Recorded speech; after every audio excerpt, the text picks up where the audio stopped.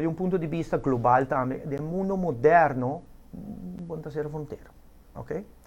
Pero, cultura problema na kuting na Venezuela que tu vai, botin ko toch pensa dos bia para me como abre fronteira. Essa é a discussão que o governo europeu tem atualmente e a mim como Câmara nós em geral nós está pro para abrir fronteira, para o qual nós bisa acaba, nós temos uma história e Pero marítimo, no aéreo ainda. No, ok. No, mi sta parlando in generale. Okay. O è marittimo è per me.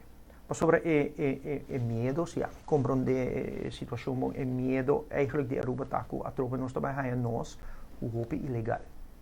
Dus è parte di passaggero ta algo que hopi gente di miedo di je, ok? E quizás terecht.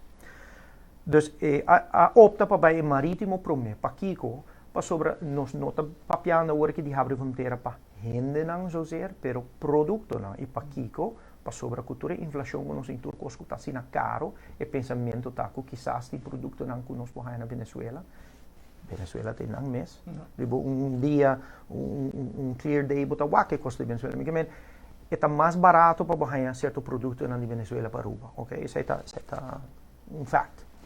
Pero de outra banda já comércio na Aruba a basically costumbrar que Venezuela será e não tem outro arreglo na caba. Você te compra testa com barraia, correto. Portanto, não é necessariamente mais barata, porque só já acaba, não é certo, não acaba.